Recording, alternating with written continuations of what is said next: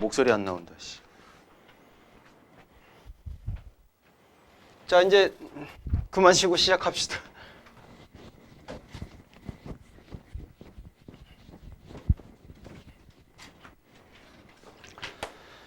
주기율표 모르는 사람 114쪽이요.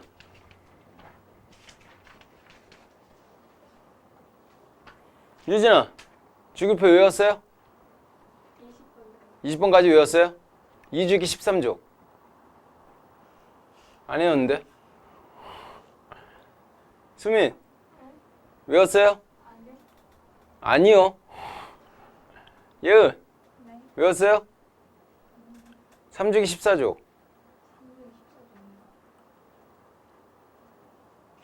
위에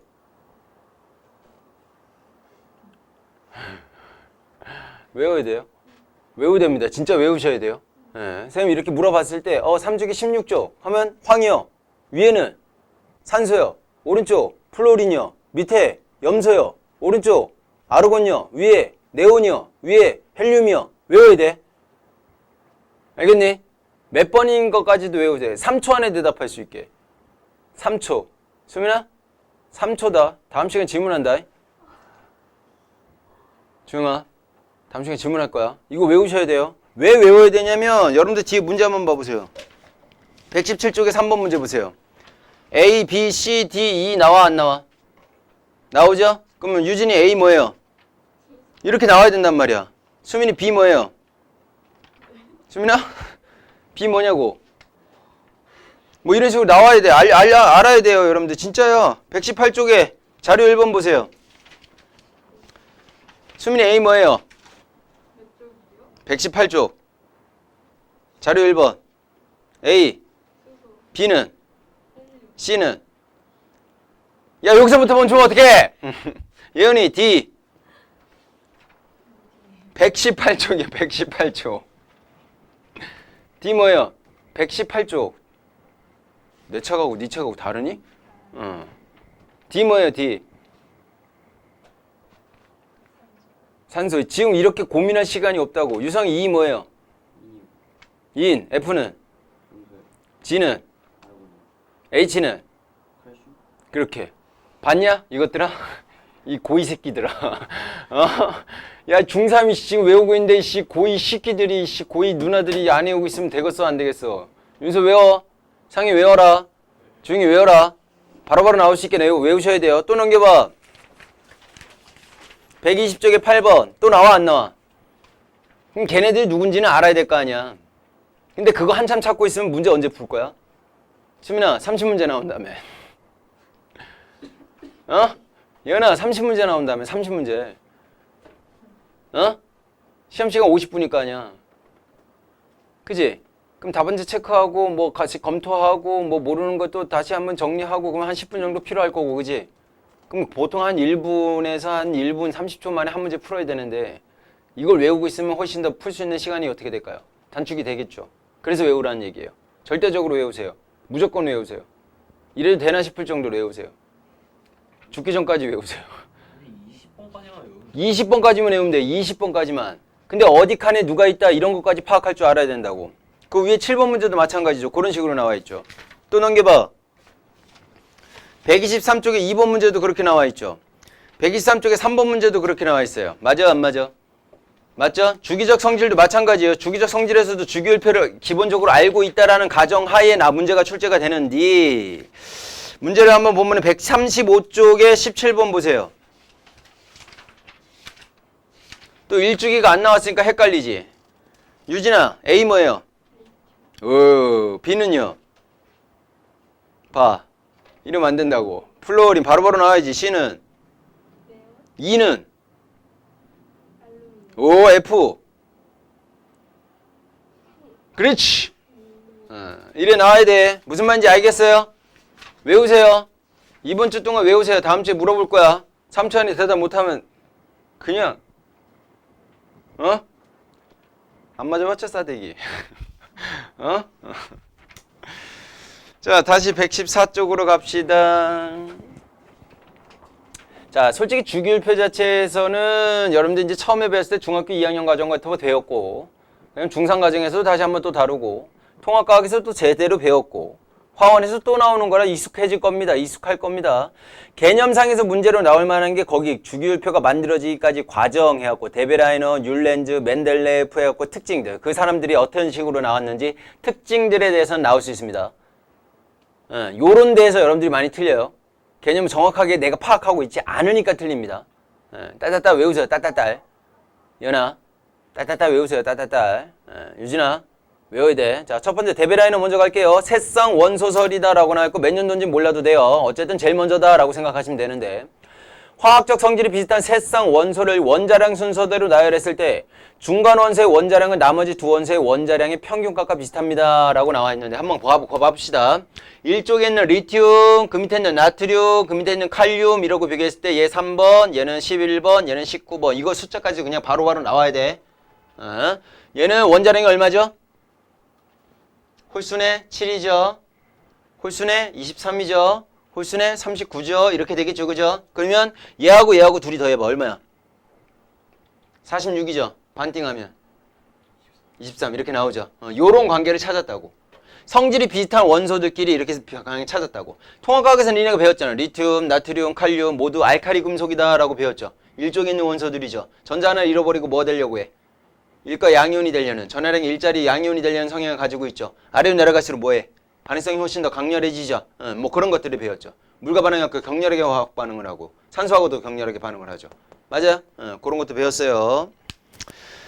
자, 그 다음에 율렌즈의 옥타브설 갈게요. 1864년이네요. 그로부터 한 40년 정도 어느 정도 시간이 지났을 때 원소들 3 뭐야 이거?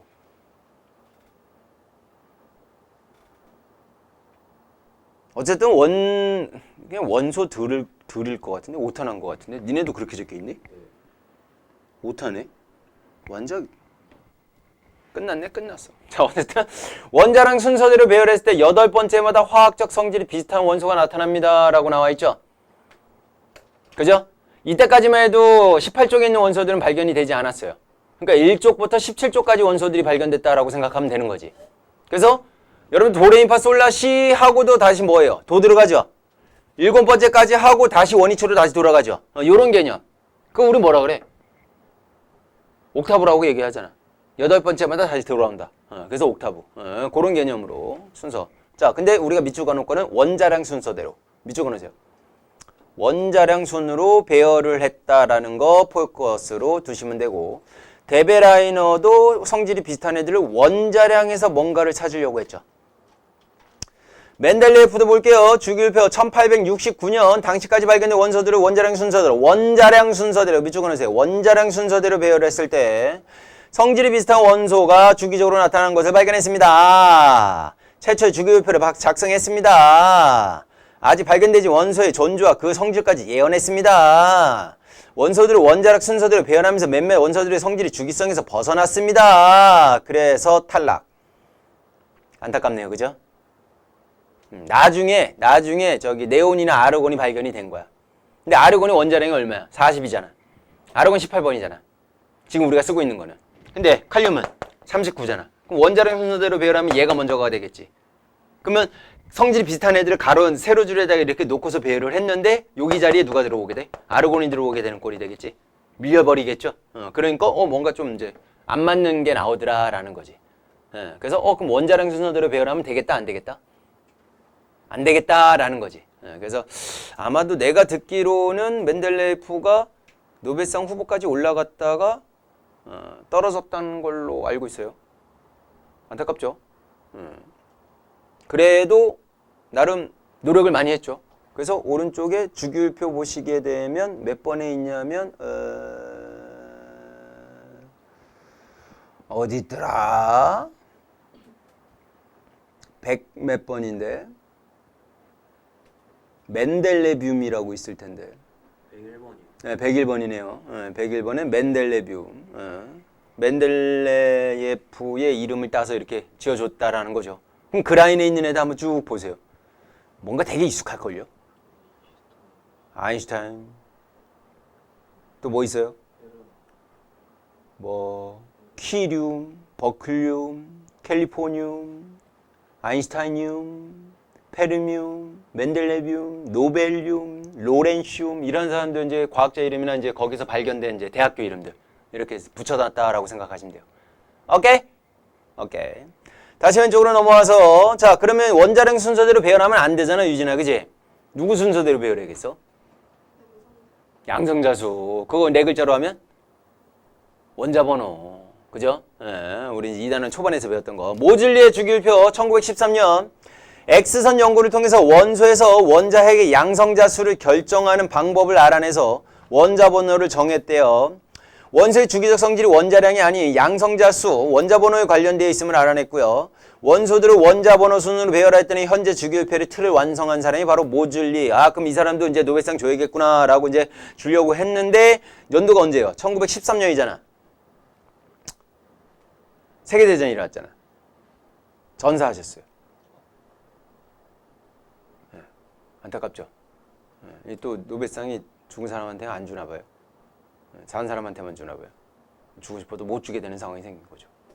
여러분들 이제 지금 현재 쓰고 있는 이 주기율표 자체가 모즐리가 고안한 거다. 근데 모즐리가 그 앞에 있었던 멘델레이프나 율렌즈나 데베라이너가 없었다면 가능했을까요? 그죠? 그런 걸로 연결시켜 주시면 됩니다. 자, 현대 주기율표는 주기율, 원소들이 원자번호 순서대로 배열할 때 화학적 성질이 비슷한 원소가 일정 간격에 두고 주기적으로 나타내는 성질이 있으니까 주기율이다 라고 표현한 거고, 그걸 표로 표현했으니까 주기율표라고 표현한 거고, 세로줄을 뭐라고? 족. 가로줄을 뭐라 그래요? 주기. 이거는 이제 많이 들어봤던 내용들이니까. 그런데 나는 니네들한테 뭐까지 외우게 하고 싶냐면 1번부터 20번까지 했을 때 2주기 13조기 누구야? 2주기 15조기 누구야? 3주기 15조기 누구야? 3주기 2주기 누구야? 이런 것들 좀 알아줬으면 좋겠다라는 거야. 표 자체를 좀 기억을 해뒀으면 좋겠다라는 거지. 1번 뭡니까? 수소죠. 수소 밑에 뭐 있어요?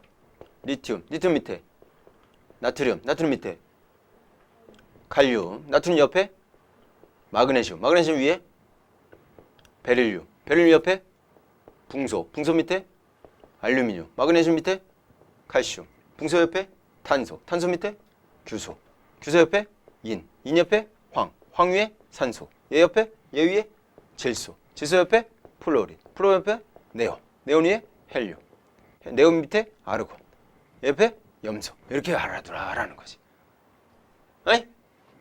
가로줄, 가로줄을 얘 1주기라 그래요. 1주기. 얘는 뭐라 그래요? 2주기. 얘는 3주기. 얘는 4주기. 4주기. 여기까지는 외워두자라는 거지. 그래서 첫 번째로 있는 줄 애들은 뭐라 그래요? 1족이라고 하죠. 얘는 뭐라 그래? 2족. 얘는 13족. 얘는 14족. 15족. 16족. 17족. 18족. 요거 자체가 머릿속에 들어와 있어야 된다라는 거야. 무슨 말인지 이해 가셨어? 이게 머릿속에 안 들어와 있으면 그래 진짜 못해도 3초 안에 대답하셔야 돼요. 그 정도로 외우셔야 돼요. 제발 부탁할게요. 어떻게 무릎 꿇고 빌까요?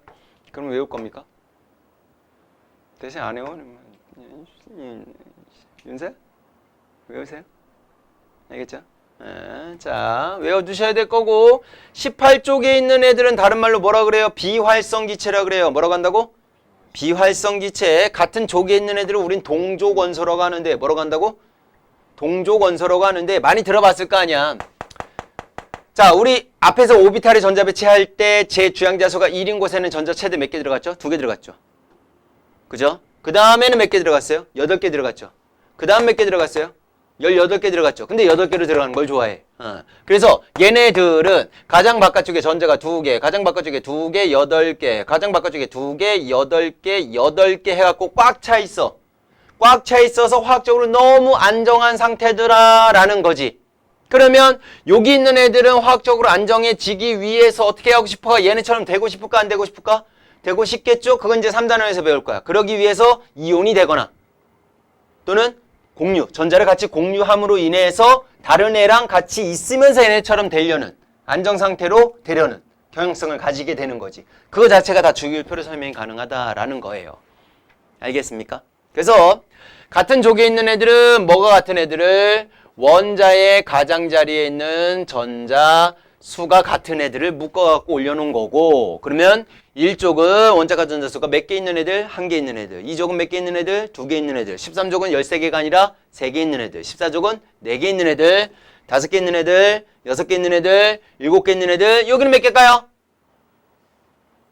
원자과 전자수를 0이라고 합니다. 0. 얘는 원자과 전자수 0이라 그래요. 선생님, 원자 가장 바깥쪽에 있는 전자수다라고 했는데 왜 0입니까? 라고 얘기하는데, 원자과 전자수란 말은 체외각에 있는 전자수의 개념도 있지만 화학 결합에 참여할 수 있는 전자수의 개념도 있거든요. 근데 얘네들은 다른 애들하고 반응을 한다고 안 한다고? 안 한다고?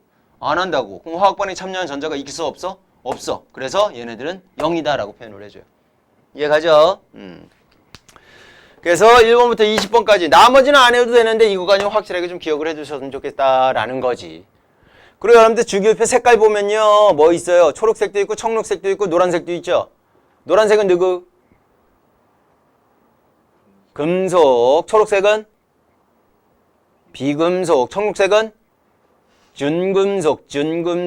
금속의 성질도 가지고 있고 비금속의 성질도 가지고 있다라고 해갖고 준금속이라 그래요. 그래서 여기서 표시해줬을 땐 중금속이 붕수와 규소예요.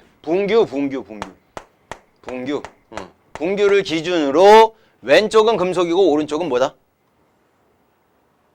비금속이에요 라고 생각해 주면 됩니다. 대신에 1주기에 있는 애는 다 비금속이 되는 거고요. 그래서 라인을 그을 때 이런 식으로 거주게 되면 돼요. 알겠습니까? 그래서 금속은 겁나 많고요. 비금속은 몇 개 안 돼요. 비금속은 따로 외워두시는 게 좋아요. 알겠죠? 근데 이왕 할 거면 우리가 앞에서 오비탈의 전자 배치를 했던 것도 연결을 시켜주면 좋을까 안 좋을까? 좋겠지요. 자, 규소 원자번호 몇 번? 16번이에요. 16번. 16번이면 규소 16번은 1s2, 2s2, 2p6, 3s2, 3p4 이렇게 되겠죠. 맞아? 그럼 봐봐. 이게 1번 껍질, 요게 2번 껍질, 요게 3번 껍질이 되죠. 3번 껍질에 전자 몇 개 있어요? 6개 있죠? 이게 원자과 전자수를 뜻할 거 아니야. 그렇게 해갖고 오비탈의 전자 배치를 우리가 표현할 수 있을 거다라는 거지. 근데 그 위에 있는 산소를 봐봐. 산소는 원자번호 몇 번이냐면 8번이야. 1s2, 2s2, 2p4 이렇게 되겠죠? 그럼 얘네들도 마찬가지로 가장 바깥쪽에 전자 몇 개 있어요? 2개 있어요 라고 표현이 되겠죠?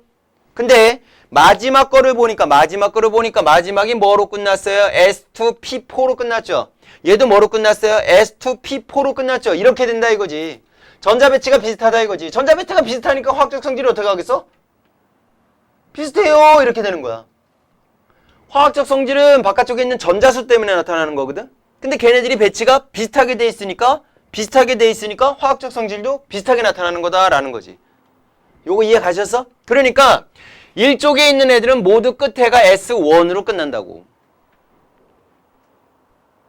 마지막이. 2쪽에 있는 애들은 끝에가 어떻게 끝난다고? S2로 무조건 끝날 거다 이거지. 13쪽에 있는 애들은 S2P1으로 끝나는 거고 14쪽에 있는 애는 S2P2로 끝나는 거고 15쪽은 S2P3로 끝나고 S2P4로 끝나고 S2P5로 끝나고 마지막은 S2P6로 끝나겠죠. 전자 배치가 비슷한 애들을 이렇게 같은 족에 이렇게 나열했다라는 거를 연결할 수 있다 이거지. 오비탈의 전자 배치여서도. 무슨 말인지 이해가죠? 그렇게도 연결 지을 수 있다라는 걸 기억해 주시면 돼요. 자, 115쪽의 원자의 전자 배치 한번 쭉 읽어보시면 될 것 같고요. 넘겨보세요. 주기율이 나타나는 까닭 한번 읽어보시면 되고요. 어려운 내용 아니에요. 원소 분류할 때 금속, 비금속, 중금속 앞에서 설명한 대로 어디에 배치되어 있고 어떤 성질을 나타내는지도 암기해 두셔야 될 거고요. 동족 원소를 나와 있는 거 알카리 금속, 알카리 토금속, 할레전연소, 그 다음에 비활성 기체 볼게요. 1쪽에 있는 금속, 비금속 말고 금속 애들을 알카리 금속이라고 하고요. 2쪽에 있는 금속들을 우리는 알카리 토금속이라 그래.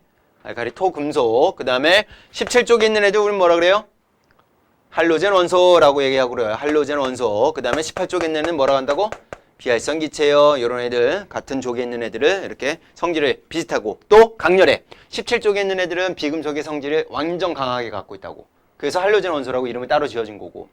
일족에 있는 금속 같은 경우는 금속의 성질을 굉장히 강렬하게 갖고 있거든. 그래서 알칼리 금속이라고 하는데 이족도 그런 성질을 갖고 있으니까 얘 아류작이다라고 해갖고 토라는 말을 붙여갖고 알칼리 토금속 이렇게 표현을 해주는 거예요.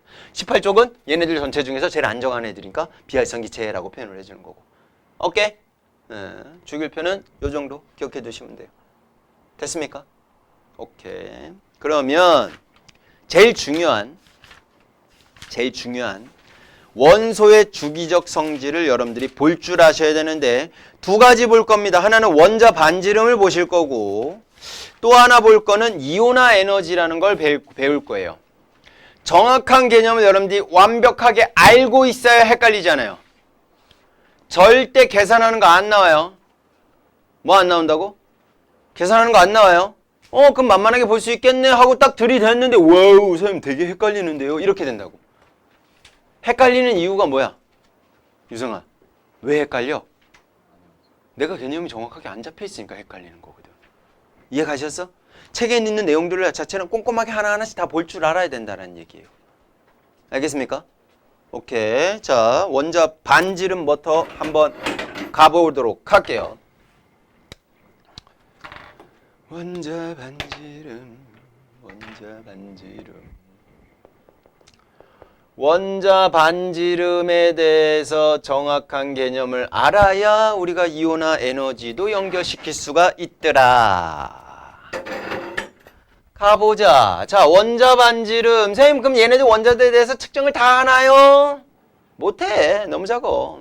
아직 현미경으로 본 적도 없는데 뭐. 그죠? 대신에 누가 원자 반지름에 영향을 줄 거다라는 거를 우리가 파악할 수가 있는데 거기에서 세 가지만 일단 기억을 해둘게요. 몇 가지만 기억하자고?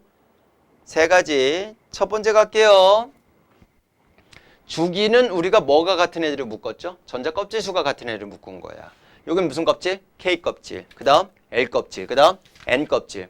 M 껍질. 그 다음에 N 껍질. 뭐 이런 식으로 쭉쭉쭉 가죠. 총 7주기까지 있어요. 몇 주기까지 있다고? 7주기까지밖에 없어요. 문제에서 가끔씩 그런 거 나와요. 8주기까지 있다라고 했는데 내가 7주기인지 8주기인지 알게 뭐야? 그리고 맞다 이렇게 체크한다고. 7주기까지 있어요. 조금 몇 조까지 있어요? 18조까지 있게 되는 거고요. 자, 그럼 그런 상황에서 얘는 껍질이 하나잖아. 하나. 그지? 얘는 껍질이 몇 개야? 2개라고. 얘는 껍질이 몇 개야? 3개의 전자가 채워져 있어. 얘는 4개의 전자가 껍질이 이제 채워져 있단 말이야. 맞죠? 그러면 얘보다 얘가 더 클 거고 얘보다 얘가 더 클 거고 얘보다 얘가 더 크겠지. 당연한 거 아니겠어. 그지? 예은이가 파카를 하나 입었어. 근데 거기에다 하나 또 껴입었어. 거기다 또 껴입었어. 거기다 또 껴입었어. 예은이가 파카만 완전 빵빵한 파카 한 10개 껴입었다고 생각해봐. 걸어 다니겠니? 부피가 엄청나게 커질 거 아니야. 그쵸? 그런 개념이다라고 생각하면 돼. 그래서 1순위에 1순위. 자, 원자 반지름에서 모든 거를 제껴두고 제일 첫 번째로 우리가 봐야 될 거는 누구를 봐야 되느냐? 전자 껍질 수가 누가 더 많아요? 라는 거를 보시면 돼요. 그래서 전자 껍질 수가 많을수록 원자의 반지름이 어찌 될 것이다? 증가할 거예요 라는 걸 예측하시면 돼요. 그러니까 2개의 원자 반지름 비교하다라고 친다면 일단 전자 껍질수 먼저 보라고요. 이해 가셨어? 오케이. 두 번째 2순위로 여러분들이 볼 거는 뭐냐? 유효 핵 전하라는 값이 있는데 아직 뭔지는 잘 모르겠지만 유핵 전하는 낮을수록 원자 반지름이 증가해요. 이렇게 이해하시죠. 일단 외웁시다. 자, 첫 번째 뭐라고? 전자 껍질수 많을수록 원자 반지름이 커져요. 유핵전은 아직 뭔지 모르겠지만 그건 작을수록 원자 반지름이 증가해요 라는 게 여러분이래. 됐죠? 그 다음 마지막 3순위는 전자 간의 반발력. 요건 조금 이해가 갈 것 같은데. 전자 간의 반발력이 크다라는 얘기는 어떻게 될까? 바깥으로 밀어내겠지. 그럼 크기가 어떻게 될까? 커지겠죠? 이런 개념이다라고 생각하면 돼. 아까 전자 반발력이 클수록 원자 반지름이 증가해요. 이렇게 연결해 주시면 돼요. 일단 여기까지만 비교해도 웬만한 거는 비교가 됩니다. 그런데 선생님 유핵전화가 뭔지는 잘 모르겠는데요. 이렇게 생각을 해봅시다. 유핵전화에 대해서 먼저 설명을 해드리도록 할게요. 일단 유효라는 말 빼고 핵전하라는 말을 먼저 한번 갑시다.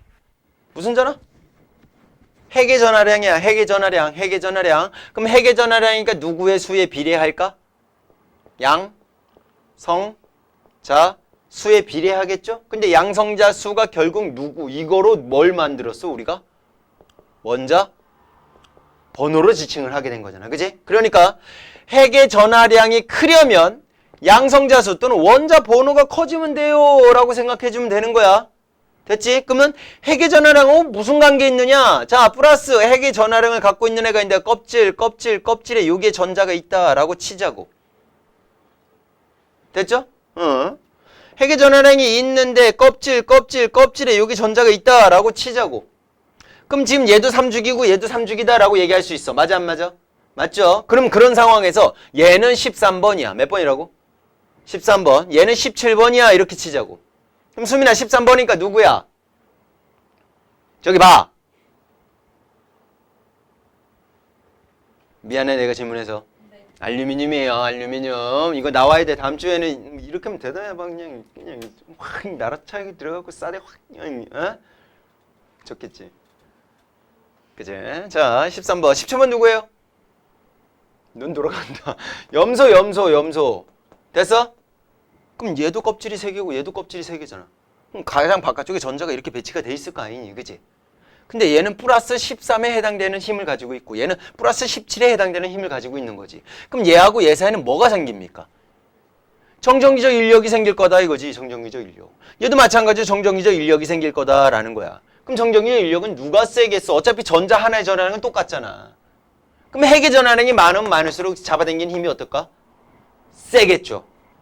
세니까 얘가 어떻게 될까? 더 안쪽으로 가겠지. 그럼 크기 어떻게 될까? 얘보다 크기가 바짝 잡아당기니까 크기가 어떻게 될까? 작아지겠네. 이해 가셨어? 일단 결론 나왔네. 유효라는 말이 붙기는 했지만 어쨌든 핵전하가 작을수록 원자 반지름이 증가해요 라는 건 이해가 가죠. 요거 이해 갔지? 그러니까 핵의 전하량이 세면 많이 잡아당기니까 안쪽으로 당겨지겠네. 그래서 크기가 작아지는 거야. 이렇게 연결해주면 된다고. 근데 도대체 요 앞에 뭐가 붙었어요? 유효라는 말이 붙어버리잖아요. 그럼 유효라는 말이 붙어버리게 하는 개념은 뭐냐면 거기 책에 나와 있는 여러분들 뭐라고 적혀 있냐면 가리움 효과, 가려막기 효과라고 적혀 있네. 자, 여기에 플러스 가려막기 효과를 생각해 줘야 되는데 가려막기 효과가 뭐냐면요. 보세요. 자, 플러스 전하를 띄고 있는 핵이 있고 전자 껍질이 있는데 바깥쪽에 이렇게 전자가 있다라고 치자고. 됐죠? 보세요. 얘네들 사이에 짜짜짜짜짜짜짜 갖고 뭐가 작용해요? 정전기적 인력이 작용해요. 그럼 잡아당기려고 하겠지. 잡아당기려고 하는데 안쪽에 이렇게 전자가 있어. 그럼 어떻게 될까? 이 전자하고 전자 사이에 뭐예요? 청력이 작용할 거 아니야. 얘네들 사이에 인력이 작용하는데 이 안쪽에 껍질에 있는 전자로 인해서 이 친구를 이렇게 밀어내는 또 뭐가 생겨요? 청력이 생기겠지. 그걸 우린 가르마키 효과라고 하자고. 이해 가셨어? 그러니까 정확하게 디테일하게 들어갈 때는 그냥 단순하게 핵전하만 생각하면 된다고? 안 된다고? 안 된다고. 누구도 같이 생각을 해줘야 된다고. 가로막기 효과라는 것까지도 우리가 생각을 해줘야 될 거다라는 거예요. 무슨 말인지 이해 가셨어? 오케이? 그러니까 유효라는 말은 실제 값이다 라고 생각해 주시면 될 것 같아요. 실제. 핵전하에 해당되는 값에서 가려막기 효과에 해당되는 값을 빼주고 난 게 유효핵전하라고 생각하면 된다고. 이해 가셨어? 정리.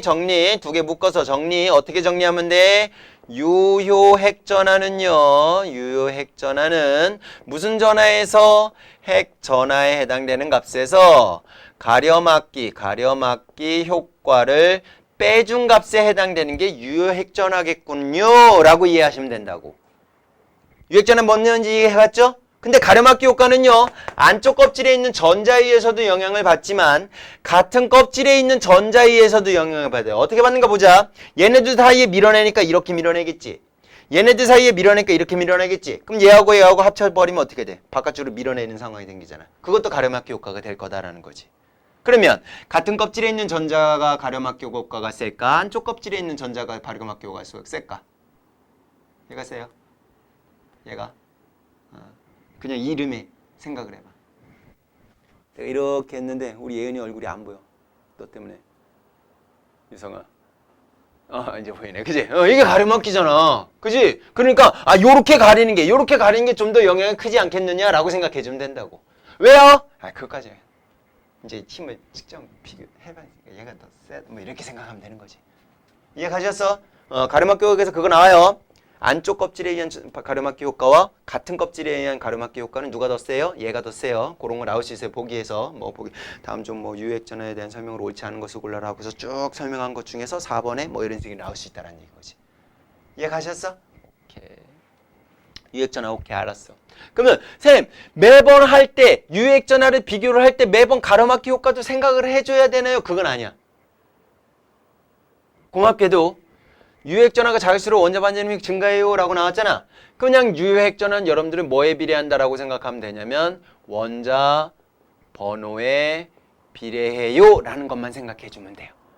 그러니까 실제로 유액전화를 비교하세요 라고 할 때는 그냥 원자 번호만 비교해 주면 된다고. 이해 가셨어? 가려막기 효과는 이거에 대한 자체적인 설명이 나올 때만 여러분들이 인지해 두시면 돼요. 문제에서는 그 정도 수준밖에 안 나온다라는 얘기야. 절대적으로 유액전화를 비교하세요라고 했을 때 핵전화와 가려막기 효과까지 같이 믹스가 들어가 있는 상태에서 유액전화 누가 더 커요? 이렇게 물어보지는 않을 거다라는 거야. 실제로 그렇게 하려면 여러 엄청난 데이터 값이 주어져야 된다는 얘기인 거지. 그리고 그 전자가 정확하게 어디에 있다라는 것도 표시가 돼야 되는 상황인 거고. 근데 그 얘 전자들은 가만히 있는 게 아니잖아. 계속 움직이잖아. 그래서 우리가 확률로서 표현을 한 거잖아. 그거 정확하게 특정하기는 좀 어려운 상황인 거지. 그러니까 유액전의 정확한 뜻을 볼 때만 가려막기 효과를 여러분들이 생각하시면 되는 거고. 알겠죠? 근데 유액전을 비교해라 라고 한다면 그냥 원자번호에 비례해요. 양성자수에 비례해요. 이렇게 연결해 주시면 된다고. 이해 가셨어? 오케이? 자, 그러면 나는 원자 반지름에 영향을 주는 요인인 세 가지를 보고서 대충 누가 더 크겠구나, 누가 더 작겠구나 라는 걸 비교할 수 있을까 없을까? 있을 것 같은데. 맞죠? 하겠죠? 자, 비교 한번 해봅시다. 그래서 주기율표상에서 비교를 했더니 당연히 얘가 1순위니까 얘를 먼저 봐야 된다 그랬잖아요. 그지? 그러니까 전자껍질 수가 많을수록 원자 반지름이 커지겠네. 그러니까 아래로 내려올수록 원자 반지름은 증가하겠네. 이런 경향성을 찾아낼 수 있겠네. 맞지? 그러니까 같은 족에서는 뭐에서는? 같은 족. 얘네들 같은 족에서는 원자 번호가 증가할수록 1번, 3번, 11번, 19번 원자 번호가 증가할수록 원자 반지름이 증가해요. 이유는요? 전자 껍질 수가 증가하니까요. 맞죠? 근데요. 유액전화도 커지는데요. 근데 순위를 정해놨잖아. 누가 더 세다고? 얘가 더 세다 그랬지? 얘도 증가했으니까 얘는 감소해야 되고 얘는 증가했으니까 얘는 증가해야 되는데 누구는 감소해야 되고 누구는 증가해야 되는데 이러면 무조건 우선순위로 보시면 된다고. 전자껍질 수가 우선순위니까 걔를 먼저 봐라 이거지. 이해 가셨어? 뭔 말인지 알겠죠? 오케이. 됐죠? 그 다음 그러면 2주기에 있는 애들을 비교해보자. 리튬, 베릴륨, 붕소, 탄소, 질소, 산소, 플로린, 네온 얘네들만 비교해보자고. 유진아 왠지 얘하고 둘이 비교했을 때 전자 껍질수가 지금 어떤 상황이에요? 똑같은 상황인 거죠. 그럼 전자 껍질수 똑같으니까 1순위 생각 안 해도 되겠네. 그제? 그럼 두 번째 누구 순위 생각하래? 유액전화 생각해야 되죠. 유액전화 어떨수록 세야 돼? 작을수록 커진대. 그지? 작을수록 커지려면 원자번호 어때야 돼? 작을수록 커진 거지. 그러니까 왼쪽에 있는 얘가 제일 클 거다라는 거지. 이쪽으로 갈수록 원자 크기가 어떻게 될 거다? 작아질 거다라고 예상하면 될 거라고. 뭔 말인지 이해 가셨어? 오케이. 그러니까 왼쪽으로 갈수록 이걸 말로 표현하면 같은 주기에서 원자 번호가 클수록 원자 반지름은 작아져요. 이렇게 연결해 주면 되는 거예요. 이해가요? 그럼 이유도 설명할 수 있어 없어? 얘네 둘로 충분히 설명할 수 있죠. 그 내용이 여러분들 책에 124쪽과 125쪽에 설명이 되어 있는 겁니다. 알겠습니까? 알겠습니까? 오케이. 그러면 쌤, 원자 반지름만 비교하나요? 아니요. 우리는 이온도 알고 있어, 안 알고 있어? 이온도 알고 있죠? 이온의 반지름도 확인할 수 있을 것 같아요. 이온 반지름. 자, 이온이라는 거는 원래 원자였어. 뭐였다고? 원자였던 애가 이온이 되는 거잖아요. 그치? 아, 원래 원자였는데 전자를 잃어버리고 누가 돼요? 양이온이 되는 게 이렇게 양이온이 되는 형성이 되는 거죠. 또 원래 원자였는데 18조 원소처럼 되기 위해서 전자를 결합을 하면서 전기적으로 음성을 띄워서 음이온이 돼요. 이렇게 정리가 될 수 있겠죠. 맞죠? 대표적인 예를 써볼게요. 원자였어. 나트륨이었어. 원자번호 11번이었어. 그럼 얘는 전자도 몇 개 있어? 11개요. 양성자 몇 개 있어? 11개요. 그래서 원자번호 외우라는 얘기야. 그러면 그렇게 돼 있는 상태에서 나트륨 이온이 되면 Na 플러스가 되죠. NS 플러스가 무슨 뜻이에요? 여기 1이 생략된 거야. 전자 하나가 잃어버려서 양성자가 하나 더 많아요. 이런 뜻인 거야. 그럼 얘는 전자를 하나 잃어버려야겠지. 전자를 하나 잃어버려갖고 이렇게 되겠죠. 맞아 안 맞아? 원자번호 몇 번? 11번 똑같죠? 그럼 얘 껍질에 대해서 전자만 표시 한번 해봐. 11개니까 안쪽에 2개, 바깥쪽에 8개, 바깥쪽에 1개 이렇게 있었겠죠. 맞죠? 근데 얘는 안쪽에 2개, 바깥쪽에 8개 하나 잃어버렸으니까 바깥쪽에 전자가 있어 없어? 없어. 그럼 얘는 껍질 몇 개야? 3개. 얘는 껍질 몇 개야? 2개. 유액자는 변했어 안 변했어? 안 변했지? 그러니까 원래 원자에서 양이온으로 바뀌는 과정에서는 크기가 뭐한다? 원래 원자 크기보다 어떻게 된다? 작아진다. 껍질 수가 줄어들었으니까. 이것도 모든 게 설명이 되죠. 이해가? 감소해요. 연결해 두자 이거지. 그럼 음이온도 한번 보자고. 음이온이 되는 상황에서 이 원자의 크기하고 음이온의 크기는 대충 올 것 같아. 아, 얘 감소했으니까 얘는 뭐 할 것 같아? 유성아, 증가할 것 같죠? 증가합니다. 그럼 이유도 생각을 해줘야겠지. 유진아, 이유가 뭘까? 얘는 전자 껍질 수가 줄어들었어. 그럼 얘는 전자 껍질 수가 어떻게 될까? 늘어날 것 같아. 그건 아니에요.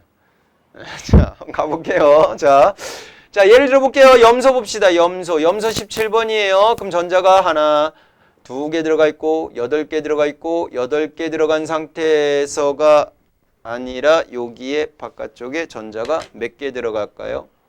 7개 이렇게 들어가겠네요. 맞죠? 그런데 얘가 18쪽에 있는 아르곤처럼 되기 위해서 전자 하나를 결합을 합니다. 전자를 하나 결합하면 염소 17번 똑같은데 마이너스 전화를 띄게 될 건데 2개, 8개, 바깥쪽이 8개로 이렇게 채워진다. 전자 껍질수 변화가 없잖아. 그러니까 그 이유는 설명이 안 된다 이거지. 맞죠? 맞죠? 그러면 유액전화 보세요. 몇 개예요? 17개죠? 몇 개예요? 17개죠? 그럼 유액전화도 거의 변화가 있을까 없을까? 정확하긴 변화가 있어요. 가장 바깥쪽에 전자가 7개였는데 몇 개가 됐어요? 8개가 됐죠. 바깥쪽에 전자에 있는 애들끼리 뭐가 생기는 거야? 가려막기 효과가 생기는 거지. 그럼 가려막기 효과가 세지겠죠. 그럼 핵전에서 가려막기 효과가 더 세진 상황이 되니까 유액전화가 어떻게 되는 꼴이다 라고 봐야 돼? 작아지는 꼴이다 라고 봐야겠지. 약해졌다 라고 봐야겠지. 약해지니까 이 크기가 어떻게 될까? 더 커지게 되는 거야. 아니면 넘버 3. 전자 간의 반발력이 훨씬 더 세지겠죠. 7개였던 애들이 간신히 좁아 죽겠는데 그래도 간신히 이렇게 붙잡고 있는데 한 명이 더 들어왔어. 야이씨 하면서 난리를 하겠죠. 그러니까 크게 커지게 되는 거야. 크기가 증가한다고요. 얘에서 얘로 될 때는요. 뭐가 커져요? 반지름의 크기가 증가합니다. 됐습니까? 이유는 두 가지로 생각할 수 있을 것 같아. 첫 번째는 우리가 그냥 일반적으로 생각했을 때 전자가 더 많아졌으니까 전자 간에 뭐가 반발력이 증가해서요. 그래서 전체적으로 원자 반지름이 커져요. 이렇게 생각할 수도 있겠지만 또는 유액전화 개념으로 본다라고 친다면 전자가 더 들어오게 되면서 전자 간의 반발력, 가려막기 효과가 훨씬 더 세지겠죠. 그러니까 유액전화가 감소해서 될 수도 있어요. 라고 연결해도 된다 이거지. 이해 가셨어? 뭔 말인지 알겠죠? 근데 여러분들은 그냥 책에 나와 있는 대로 설명을 해주시면 될 것 같아. 거기 음이온의 반지름은요. 뭐라고 나왔냐면 전자수가 증가하고 전자 사이의 반발력이 증가하기 때문이에요. 이렇게만 나왔잖아요. 그치? 그치? 그리고 학교에서 또 어떻게 설명하는가를 잘 보시고 비교해 주시면 될 것 같아요. 알겠습니까? 됐나요? 오케이. 마지막으로 하나만 더. 오케이, 이온 반지름도 했어. 원자 반지름도 했어. 마지막은요, 여기다 적을게요. 여기다가 등 전자 이온의 크기 비교. 등 같다. 전자수가 같은 이온들이야 라는 개념인 건데, 네온을 한번 볼게요. 네온은 가장 바깥쪽에 2개, 8개로 꽉 채워져 있을 거 안정한 상태죠. 그쵸? 얘처럼 되기 위해서 여기 있는 애들은 어떻게 하고 싶을까? 전자를 뺏어오고 싶겠지. 그래서 얘처럼 되겠지. 왜? 얘는 바깥쪽에 7개밖에 없으니까. 8개처럼 되고 싶어서 전자를 하나 뺏어올 거 아니야. 6개 있어. 그럼 2개 뺏어갖고 얘처럼 될 거 아니야. 그런데 그 다음 줄에 있는 애들은 어떨까? 전자를 버림으로 인해서 얘처럼 전자 배치를 가지려고 하겠죠. 이런 개념이라고. 이해 가셨어? 그러니까 몇 주기에서 2주기에서 몇 주기? 3주기를 거치면서 누구의 네온의 전자 배치와 동일하게 같게 만들어지는 이온들이 있을 거다라는 거야. 누구부터? 네온부터, 아니 질소부터 써볼게. 질소가 전자를 3개 얻으면, 산소가 2개를 얻으면, 플루오린이 전자를 1개 얻으면. 됐나요? 또는 여기 있는 애들처럼 나트륨이 전자를 하나 잃어버리면, 마그네슘이 전자를 2개 잃어버리면, 알루미늄이 전자를 3개 잃어버리면 다 싹 다 네온의 전자 배치가 되겠죠. 왜? 원자번호 몇 번? 7번. 전자 3개 얻었으니까 전자 10개 됐잖아. 원자번호 몇 번? 8번. 2개 얻었으니까 10개 됐잖아. 원자번호 몇 번? 9번. 1개 얻었으니까 10개 됐잖아. 원자번호 몇 번? 11번. 하나 잃었으니까 10개 됐잖아. 12번. 2개 잃었으니까 10개 됐잖아. 13번. 3개 잃었으니까 10개 됐잖아. 맞아 안 맞아? 맞죠? 그럼 여기서 여러분들 마지막으로 뭐만 기억해 두면 되냐면, 이들 중에 누가 제일 커요? 라는 것만 비교해 주면 된다고. 수민아, 찍어봐. 하나, 둘, 셋, 넷, 다섯, 6개 중에서 누가 제일 크기가 크고 누가 제일 작을까요?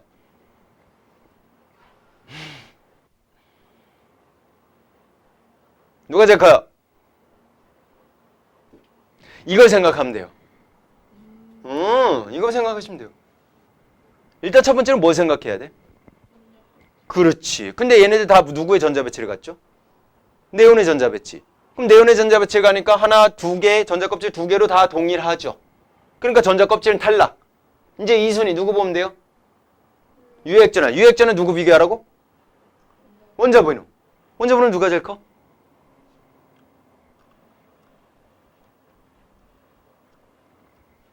알루미늄이 제일 크죠? 그럼 유액전화가 제일 큰 거지. 유액전화 제일 크니까 바짝 잡아당기지. 그러니까 크기가 어떻게 되겠어? 그렇지. 그러니까 이렇게 가면서 순서대로 커질 거다라는 거야. 이해나 하시면 돼요. 이해만 확실히. 그럼 3주기, 4주기에 걸쳐서도 이렇게 아르곤의 전자 배치를 갖는 이온들이 생길까 안 생길까? 생기겠죠. 그거는 여러분들이 이제 충분히 연결해 갖고 볼 수 있는 거죠. 어떤 애들? 뭐 인, 황, 염소, 그 다음에 칼륨, 칼슘 이런 애들이 또 등전자 이온이 되겠지. 거기서 또 크게 비교를 할 수가 있게 되는 거고. 이해 갔어? 괜찮아?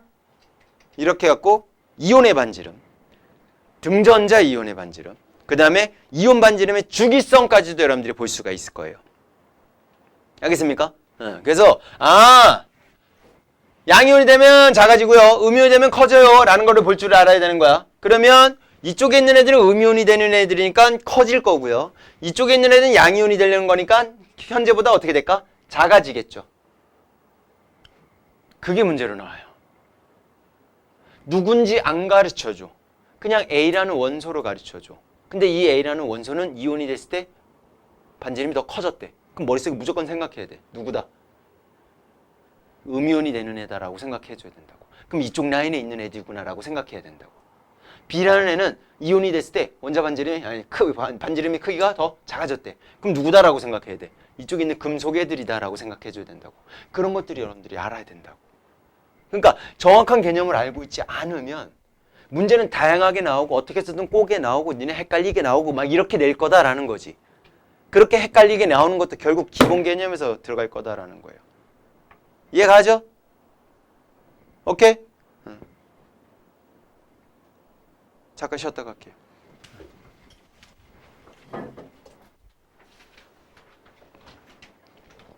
뭐 앉아서 수업만 들으면서 뭐 힘들어해.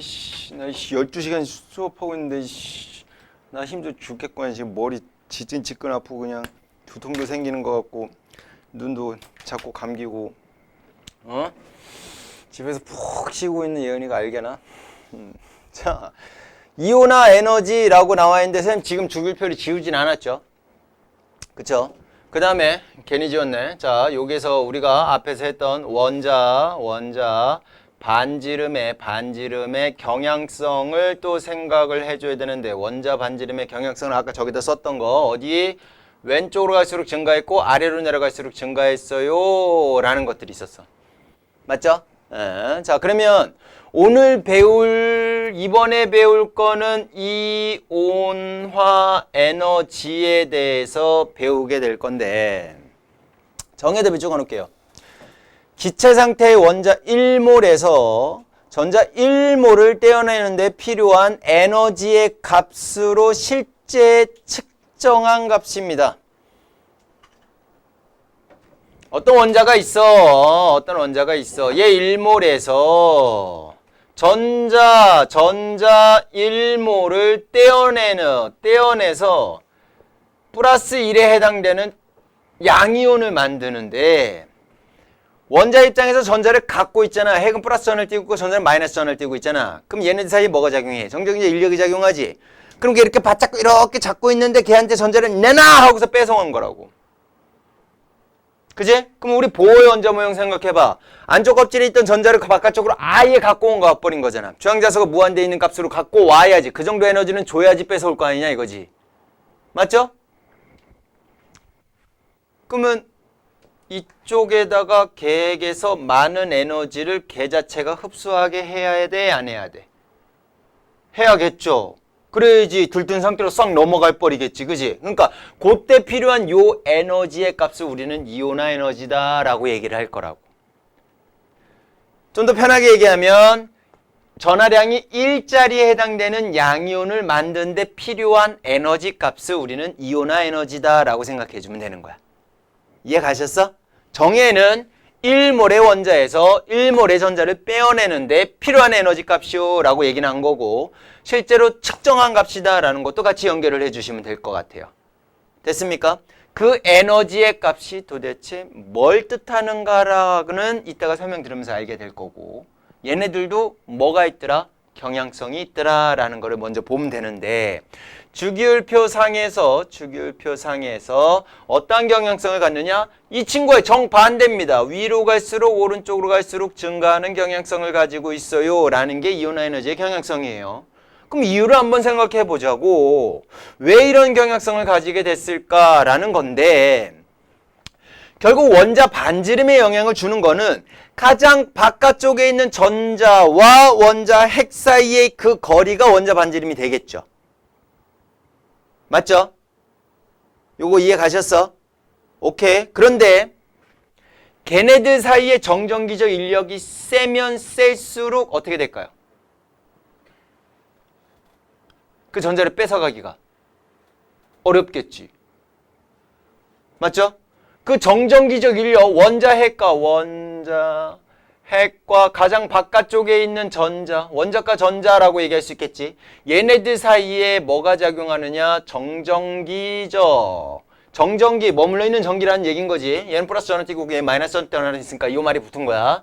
전기적 인력이 작용해요. 그 정전기적 인력에 해당되는 힘 F 값이 뭐에 비례하냐면 원자 반지름의 제곱에 반비례 관계에 있어요. 그리고 각각의 전하량의 곱에 비례 관계에 있고요. 우리는 포커스를 얘로 보면 된다라는 거야. 어차피 원자 핵의 전하량 안 변하고 전자의 전하량 안 변할 거 아니야. 뭐에 반비례 관계에 있다고? 원자 반지름이 제곱에 반비례 관계에 있다고. 그럼 원자 반지름이 어떠면? 작으면 작을수록 인력이 세다는 얘기고, 원자 반지름이 어떠면? 크면 클수록 인력이 약해진다라는 얘기겠지. 그러니까 지금 원자 반지름의 경향성하고 이온화 에너지 경향성이 어떻게 되는 상황이 보여? 반대 양상으로 나타나는 경향이 보이겠지. 그럼 얘는 연결시키기가 쉽겠네. 이온화 에너지는 결국 원자 반지름에서 연결됐다라고 생각해 주면 된다고. 요거 이해 가셨어? 아래로 나갈수록 원자 반지름이 커지지? 반지름이 커지면 힘 약해지겠네? 그러니까 뺏기가 쉬운 거야. 그러니까 위로 올라갈수록 이온화 에너지가 센 거야. 이해 갔죠? 오른쪽으로 갈수록 어떻게 돼요? 원자 반지름이 약해지죠? 작아지죠? 유액전화 때문에? 맞죠? 같은 주기에서 원자 번호 증가할수록 유액전화 커지잖아. 그럼 크게 작아졌잖아. 크게 작아지니까 이온 에너지는 커지는 경향성이 나타난다고. 무슨 말인지 이해가셨어요? 연결돼요? 응. 그 내용이 이제 여러분들 거기 책에 같은 주기에서 같은 족에서 이온의 에너지의 주기성 해갖고 같은 주기에서 원자 번호가 커질수록 이온의 에너지는 대체로 증가합니다. 같은 족에서 원자 번호가 커질수록 이온의 에너지는 감소합니다. 라고 나와 있는 이유가 그거라고. 그 옆에 화살표로 이유가 적혀있죠. 원자과 전자가 느끼는 유액 전하가 증가하면 원자 핵과 전자 사이의 인력이 증가하기 때문에요. 같은 족에서는 전자가 들어가 있는 전자 껍질수가 증가해요. 원자 핵과 전자 사이의 인력이 감소하기 때문에요. 라는 거는 지금 이제 우리가 앞에 원자 반지름에 설명하고 다 매치가 시켜질 수 있다라는 거지. 됐나요? 근데 시험에 반드시 나오는 게 있어요. 이렇게 얼굴을 그려주세요. 예외가 있어요. 예외 무조건 나옵니다. 2족과 3족, 13족에서 예외가 나오고요. 15족과 16족에서 예외가 나와요. 어떤 예외냐? 단순해요. 오른쪽으로 갈수록 어떻게 된대? 증가한다며. 증가하는데 2족, 13족에서는 13족이 더 큰 게 아니라 누가 더 커? 2족이 더 커요. 이거야. 예외. 15족, 16족에서 이쪽으로 갈수록 증가한다며. 그럼 16족이 더 커야 되는데 15족이 더 크더라라는 얘기인 거야. 예외. 두 가지만 기억해 두세요. 무조건 이온 에너지에서 문제 나오면 예외로 나올 거예요. 무조건입니다. 예외는 이온 에너지 관련된 문제다라고 하면 무조건 여러분들 머릿속에서 예외를 생각하고 있어야 돼요. 예외 생각 안 하다가 밑에 보기에 정답이 보이거든. 예외 생각 안 한 걸로도 보여요. 그럼 여러분들은 무조건 착각해서 얘가 무조건 맞겠네 하고서 걔를 답을 체크하는데 왜 틀렸어요? 알고 보니까 예외에서 틀리더라 이거지. 꼭 기억해 두세요. 2족 13족에서 바뀌어요. 15족 16족에서 바뀌어요. 그럼 이유까지 알아두면 좋을 거 아니야. 그지? 이유는 이제까지 설명은 이제 문제로 나온 적은 없는데 내신 문제에서는 충분히 나올 수 있어요. 수능 문제 모의고사에서는 안 나온 걸로 기억하거든요. 자, 2족 13족 베릴륨하고 붕소 볼게요.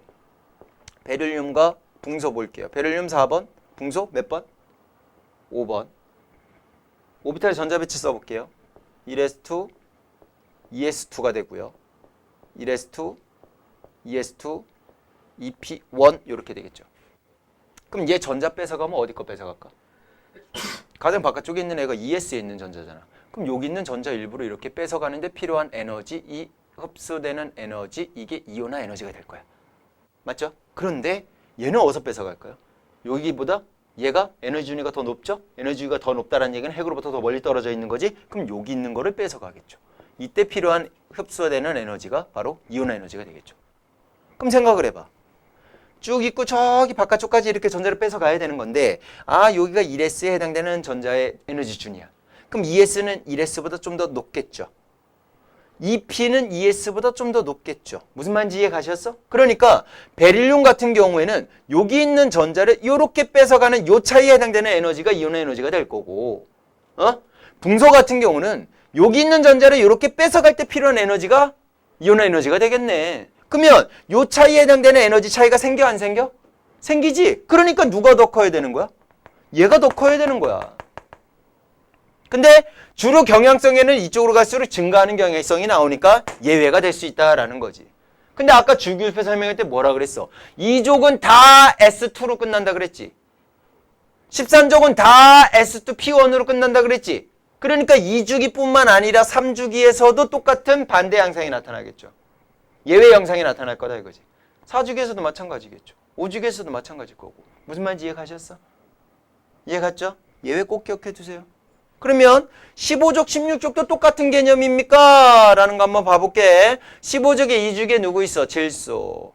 16족에 누구 있어? 산소. 질소 몇 번? 7번. 산소 몇 번? 8번. 이게 다음 주에는 니네 입에서 나와야 된다. 알겠습니까? 외워주세요. 자, 7번, 8번이에요. 주기율표, 오비탈 전자배치 쓸게. 1s2, 2s2, 2p 얼마? 총 7개 해야 되니까 맥 3 이렇게 되겠죠. 얘도 1s2, 2s2, 2p4요. 그럼 얘도 똑같이 p 오비탈에서 전자 뺏어갈 거고 p 오비탈에서 전자 뺏어갈 거 뭐 별거 없는데 왜 이런 차이가 생길까요? 라고 물어보겠죠. 맞죠? p 오비탈에 좀 더 디테일하게 써봐. 이 p 오비탈에 이 p x축, y축, g축 해갖고 오비탈 3개 있다 그랬죠. 얘도 마찬가지야. 2p 오비탈에 x축, y축, g축 해갖고 3개 있다 그랬지. 그럼 얘가 전자는 홀 전자가 많을수록 안정하니까 이렇게 3개가 있었을 거야. 얘는 전자가 4개 있으니까 혼자 있다가 하나는 어쩔 수 없이 이렇게 겹치게 되는 꼴이 생기겠죠. 홀 전자가 어떨수록 안정하다고? 많을수록 안정하다고. 그게 무슨 규칙이었어? 훈트 규칙이었어. 그러면 얘는 전자 하나 뺏어가면 여기 있는 거 셋 중에 아무거나 이렇게 뺏어가겠죠. 얘는 전자 뺏어가면 뭐 뺏어갈까? 홀 전자 많을수록 안정하다며. 얘? 얘? 아니지. 얘 뺏어가겠죠. 얘가요? 그러면 얘는 홀 전자 수가 3개였던 게가 2개로 바뀌죠. 얘는 홀 전자 수가 2개였던 애가 몇 개로 바뀌어요? 3개로 바뀌죠. 얘는 그게 더 좋은 거야. 홀 전자 수가 더 많아지는 게 더 좋더라 이거지.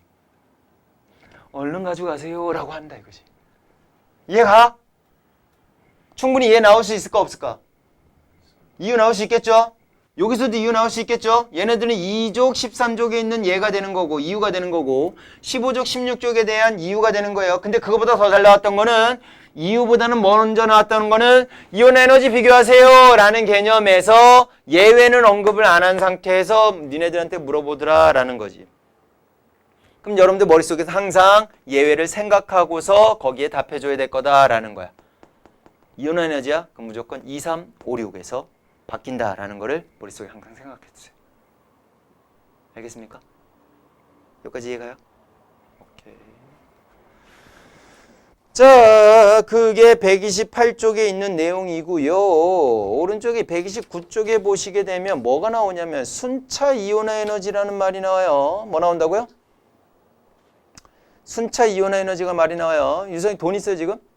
현금 있어요? 얼마 있어요? 없어요. 뭐야? 너 뒤져서 나오면 죽는다. 없어요. 아 진짜로 하나도 없어요? 주영이 있어요? 뭐 꺼내봐봐요. 지갑 있어요? 지갑에 없죠. 지갑 얼마나 있어요? 줘봐. 안 훔쳐갈게. 아이 괜찮아. 자 주영이가 있는데 이거 천천히 하나 있네. 이렇게 천천히 내가 이렇게 빼갖고 내 주머니에 넣었어. 그게 기분 좋을까 안 좋을까? 안 좋겠지. 이게 이온 에너지라고 생각하면 돼. 그럼 윤서한테도 1,000원 뺐고 너한테도 뺐고 너한테도 뺐고 너한테도 뺐고 너한테도 뺐고 이렇게 뺏는 거. 그랬을 때 더 지랄을 많이 하는 정도가 이온 에너지 크기라고 비교해주면 되겠지. 어떤 느낌인지 이해가죠? 그렇죠? 그런데 이제 배울 순차 이온 에너지는 뭐냐면 주영이한테 1,000원 뺏었잖아. 다른 애들이 이렇게 멀쩡하게 있는데 주영이한테 또 뺏는 거야. 그리고 이렇게 또 한 바퀴 이렇게 돌고서 너 내놔 하고서 이렇게 또 뺏는 거야. 야, 이 돈 많아서 좋다. 그러면 처음에 하나 뺏었을 때 얘가 반항하는 정도랑 뺏었는데 또 뺏었어. 뺏은 상태에서 또 뺏었을 때 반항하는 정도 어떨까요? 더 거세지겠죠. 거기서 또 뺏으면 더 거세지겠죠. 근데 1,000짜리가 아니야. 자, 이렇게 이런 걸 뺏으면 어떨까? 더 강력해지겠지. 이게 순차적 이온 에너지야. 무슨 말인지 이해 가셨어?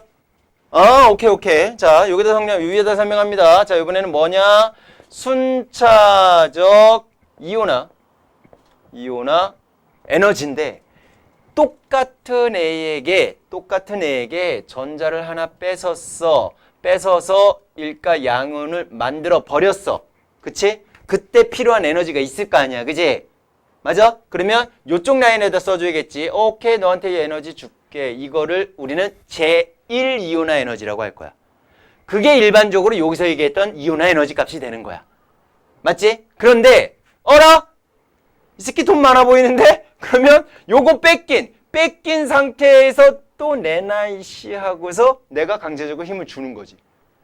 그러고서 전자를 또 하나 뺏어버려. 그럼 뭐가 될까? M2 플러스가 되겠죠. 이때 필요한 이 에너지를 우리는 제2 이온화 에너지라고 할 거라고. 무슨 말인지 이해 갔어? 이해 가죠? 그럼 제3도 나올까 안 나올까? 나오겠죠. 제4도 있을까 없을까? 있겠죠. 최대 전자가 몇 개까지 있어? 8개까지 있을 거 아니야. 그럼 제5, 제6, 제7, 제8 이렇게 나오겠지. 그럼 이제 니네가 일반적으로 생각해봐. 제1 이온화 에너지보다는 누가 더 세겠어? 제2가 세겠죠. 제2보다는 누가 세가? 제3이 세겠지. 제3보다는 누가 셀까? 제4가 셀 거라고. 제4보다는 제5가 셀 거라고. 이렇게 감자 점점 증가할 거다라는 거야. 그러면 선생님 이 짓을 왜 합니까? 제 웁니다. 막 이렇게 할 거 아니야. 맞아? 근데 여기서 이온의 에너지의 그 갭 차이가 엄청나게 커지는 경우를 우리는 발견을 해요. 갑자기 빵 하고 커지는 경우가 발견한다고. 1,000원 뺏었어? 반응 괜찮은데? 1,000원 뺏었어? 조금 세지긴 한데 이 정도 참을만한데? 또 뺏었어? 좀 참을만한데? 네 번째 뺏으려니까 약간 난리를 나는 거야. 선생님 1,000원 3개 뺏고 그 다음 못 뺏었어요. 10,000원짜리 뺏었죠. 뭐 난리 났어. 왜 난리를 날까라는 거를 생각해 봤더니 걔가 13족에 있는 원소였다는 거지. 뭔 소리냐? 13족 알루미늄이라고 치자고. 알루미늄 몇 번이야? 13번이야. 그럼 안쪽에 몇 개 전자? 2개. 맞죠? 바깥쪽에 몇 개? 8개. 그 다음 몇 개? 하나, 둘, 3개. 바깥쪽에 3개 이렇게 있어야 될 거냐. 맞지? 그러면 이 중에서 요거 하나 뺏어서 없어진 상태에서 필요한 에너지가 E1이 되겠죠. 그 다음에 얘가 2개 있는 상태에서 요거 또 뺏었어. 그게 E2가 되겠죠. 그 다음에 요거 또 뺏었어. 걔가 E3가 되겠죠. 그죠? 그 다음에 이제 가장 바깥쪽에는 뺏을 전자가 있어 없어? 없잖아. 그럼 어디서 뺏어야 돼? 더 안쪽 껍질에 있는 전자를 뺏어야겠지. 그게 E4가 되겠지. 그럼 얘네들하고 얘하고는 차이가 있어 없어? 엄청나게 차이가 있죠. 핵과 거리가 훨씬 더 가깝잖아. 거의 비슷한 거리에 있는 애들을 뺏었던 거고 핵에서 더 가까운 더 안쪽 껍질에 있는 전자를 뺏었으니까 에너지가 빵 떠버리는 게 되는 거야. 그럼 에너지가 빵 떠버리는 거기서 끊고 1, 2, 3 갖고 얘 원자과 전자수 몇 개다? 3개구나. 이렇게 원자과 전자수를 확인할 수 있는 거야. 이온의 순차적 이온 에너지로. 순차 이온 에너지를 이해가요? 이해가? 그거 봐봐. 예, 나트륨의 3차 이온 에너지 나와 있는데요. E1, E2, E3, E4, E5 이렇게 나와 있죠. 보여요? E1 얼마예요? 4,906밖에 안 돼. 아니, 뭐하니? 496밖에 안 되죠.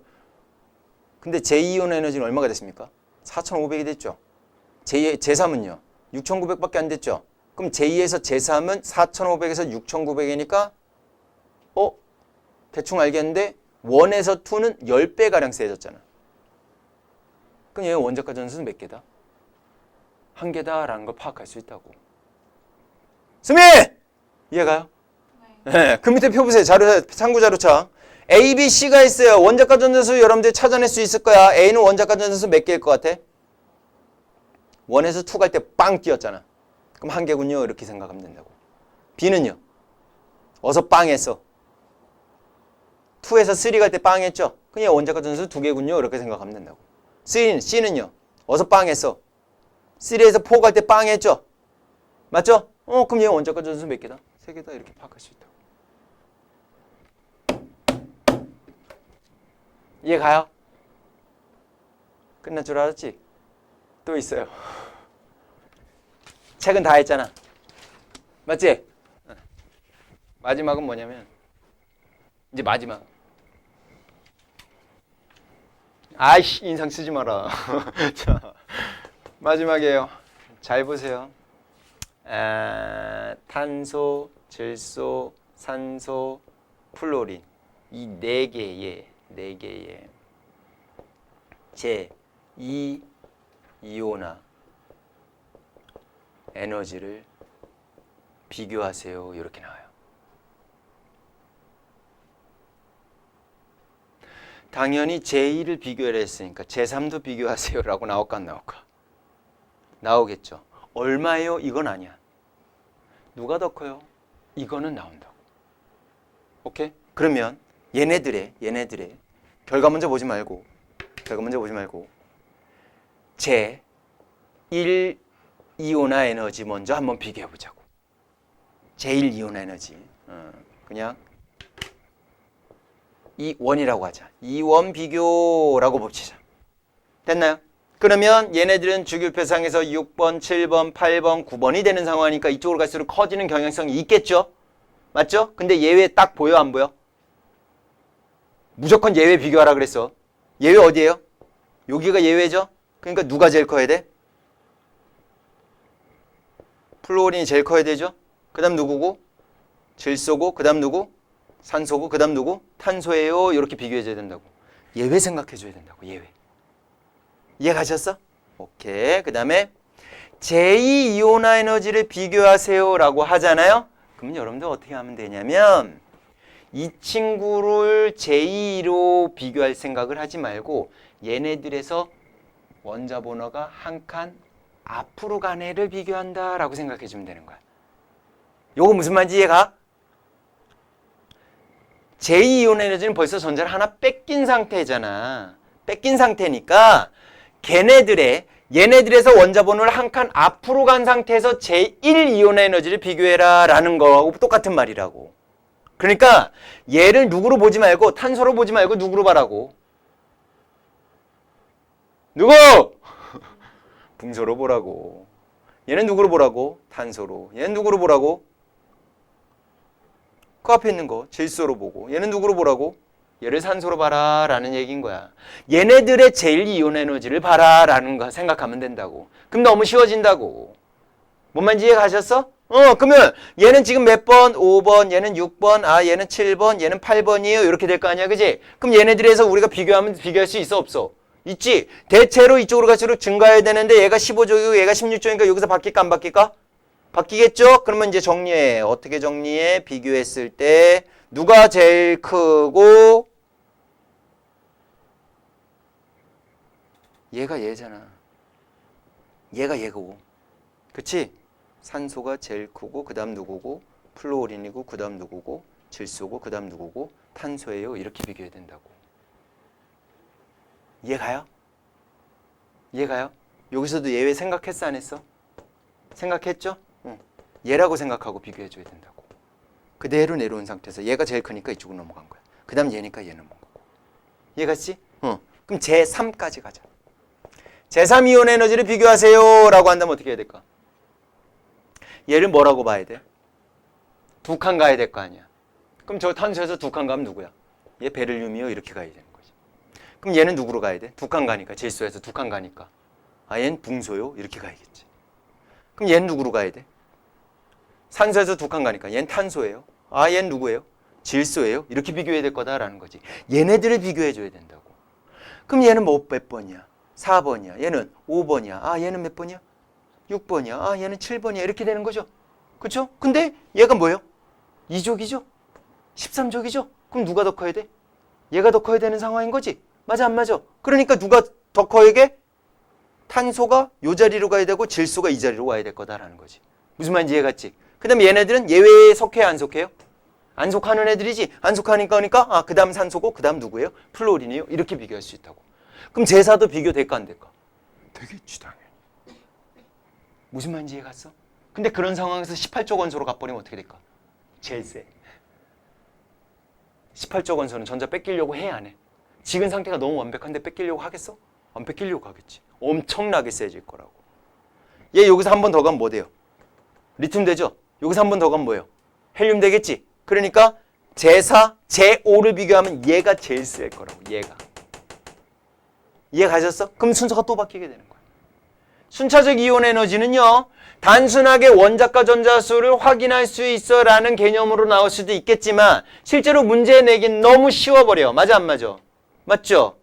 제2이온 에너지 비교하세요. 제3이온 에너지 비교하세요. 제4이온 에너지 비교하세요. 거기서 예외까지 무조건 생각해서 여러분들이 기억해둬야 돼. 그럼 단순해. 제1을 비교할 때는 뭐 비교하라고? 원자번호 한 칸 앞으로 가서 걔네들의 제1이온 에너지를 비교해주면 된다고. 우린 제1이온 에너지는 비교할 수 있잖아. 맞지? 그렇게 연결해 주시면 돼요. 됐나요? 끝난 줄 알았지? 안 끝났어요. 131쪽 보세요. 자료 2번 볼게요. A, B, C, D가 나왔어요. 순차 이온화 에너지가 나왔어요. 그럼 원자과 전자수 파악할 수 있어? 없어?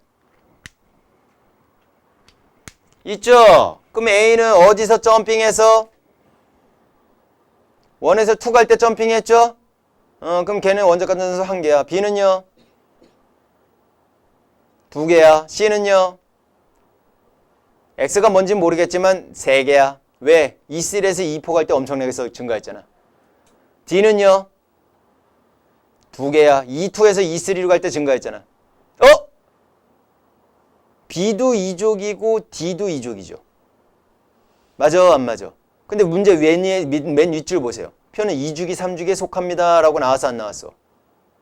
나왔죠? 그럼 B하고 D를 비교했을 때 둘 다 같은 2족인데 누가 2주기고 누가 3주기일까? 예은아!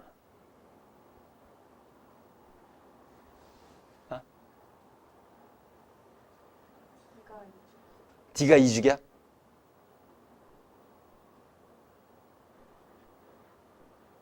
확실해? 나는 B가 2주기 같은데. 제일 이온한 에너지 비교하면 돼요. 우리 제일 이온한 에너지는 비교할 수 있잖아. 제일 이온한 에너지를 봐봐. B하고 D하고 누가 더 커? B가 더 크지? 야 봐봐. 주기율표상에서 위로 갈수록 이온한 에너지 커진다며. 그럼 2주기에 있는 애가 제일 이온한 에너지가 더 클 거 아니야. 3주기에 있는 애가 그거보다 작을 거고. 뭔 말인지 이해가지? 이해가죠? 이런 식으로 문제 푸는 것도 이런 데 자주 나옵니다. 수민? 이해 안 갔지? 너무 남을래? 빨리 이해해. 뭔 말인지 이해 갔죠? 오케이. 드디어 진도 끝났어요. 다음 주까지 다 풀어오세요. 끝까지. 2단원이 끝났어요. 와우, 2단원 하는데 진짜 짧은 시간 걸렸다. 고생들 하셨고요. 영상 올릴게요. 내일 올릴게요, 내일. 오늘 어차피 나도 퇴근해야 되는 상황이니까. 내일 올릴 테니까 이번엔 좀 선명한 영상으로 봐주시면 될 것 같고, 지난주 영상 좀 못 볼 정도